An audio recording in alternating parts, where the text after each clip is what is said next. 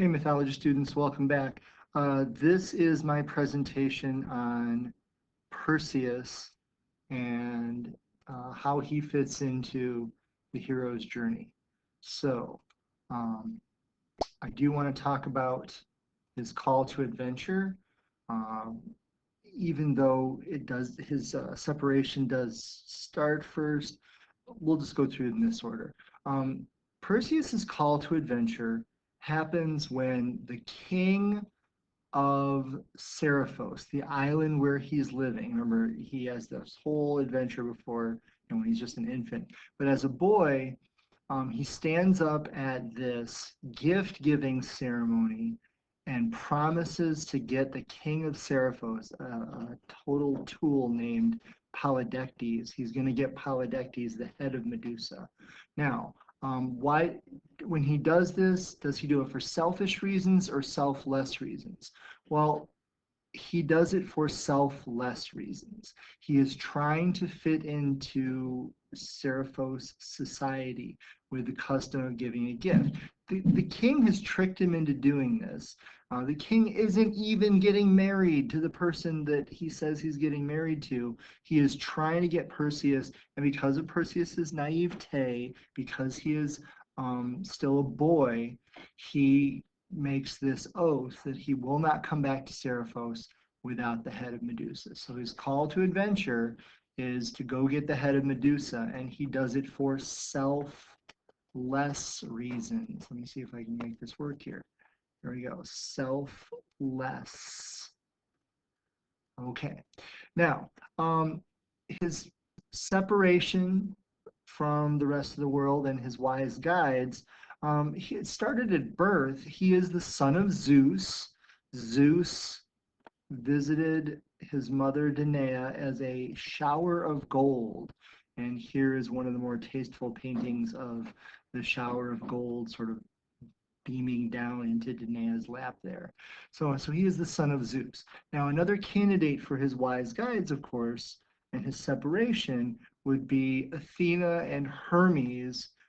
Here it just shows Athena giving him the mirrored shield. But here it shows both Athena and Hermes sort of loading him up with treasures.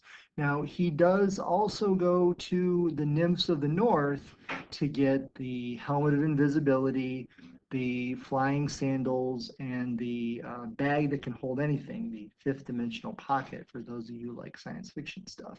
So those are all candidates for his wise guides. His ordeal, of course, is facing the Gorgon. It is another figurative descent into the underworld. Now, he is going into a cave, so it is very like going to the underworld in that regard. And it is very, very dangerous. He is facing a creature that can turn you to stone if you look it in the face, not just the eyes, like Hollywood says. Okay, so here is a picture of him having cut off the head. He has already put it in his bag. So here's the head of Medusa in the bag. Here's Athena looking on approvingly. There's blood spilling out here. Here's another. In this one, Hermes is the one standing by and watching. Notice Perseus is looking away, and it shows Medusa kind of awake here, which is not accurate. Medusa is actually asleep when this happens. Remember, there are two other Gorgons who are going to chase him, Stheno and Euryale. Medusa is not alone. She is merely the only mortal Gorgon.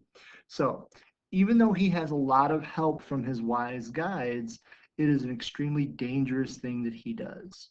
You'll never see Hollywood shoot it quite that way because our modern ideas of bravery, I mean, you have to be facing the live, living, awake monster.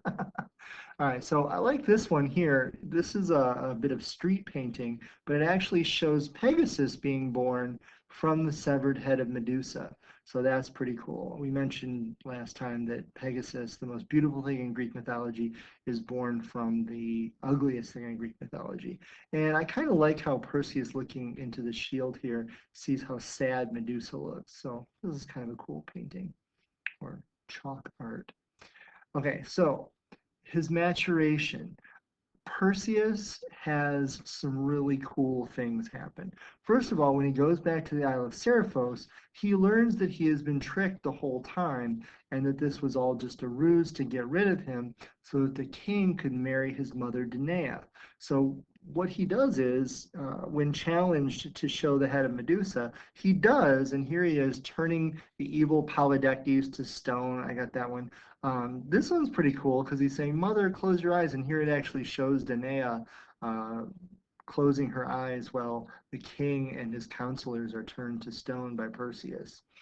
Now, it is interesting to note that after he uses the head of Medusa, remember, he used it a couple times. He used it when he was his own wedding was interrupted. He got married on his way back home after getting the head of Medusa.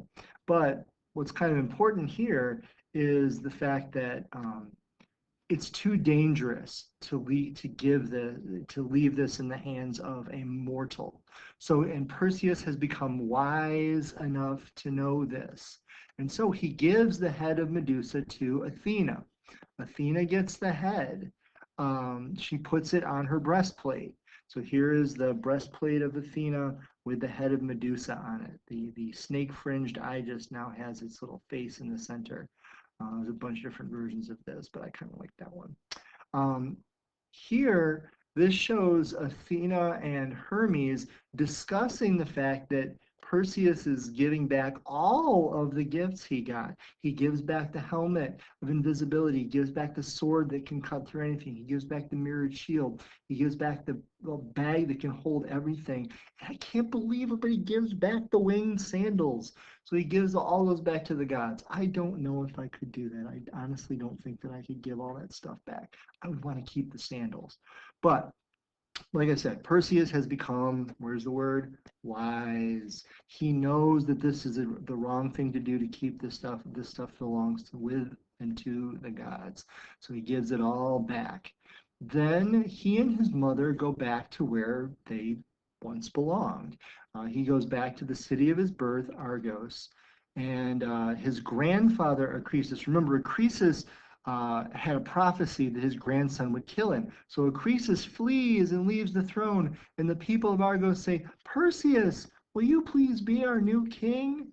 And Perseus says, "Sure, I'll be your new king." And to celebrate the fact that they now have a new, strong, young king, they have athletic games. And during these athletic games, uh, Perseus throws the discus, as you know we often do, but the discus curves into the crowd and kills an old man in the crowd. And oh no, it turns out that old man was Acreus. Acreus, that is how Perseus was doomed to kill his own grandfather. Now, because of this, he has blood guilt. Oh no, blood guilt. What's he gonna do? Is he gonna go insane and kill himself? No, because Perseus is wise, he knows how to get rid of his blood guilt. He gives up the throne of Argos. He says, "I'm sorry, people of Argos, I cannot be your king," because he knows that someday some schmuck is going to say to him, "Oh, you killed your grandfather to get the throne." And he knows he can't bear that. So he gives up that whole city, a perfectly good city. He gives it up. He goes and he starts the city of Mycenae or Mycenae, depending on who you want to listen to the pronunciation. So this becomes one of the preeminent cities of Greece, and it is begun by Perseus as his act of atonement. He atones for his blood guilt and gives up the throne. Why? Because he's smart and because he has matured. So that is another symbol of his maturation. He's got a lot of maturation going on. Thank you very much. Hope that was what you needed to hear.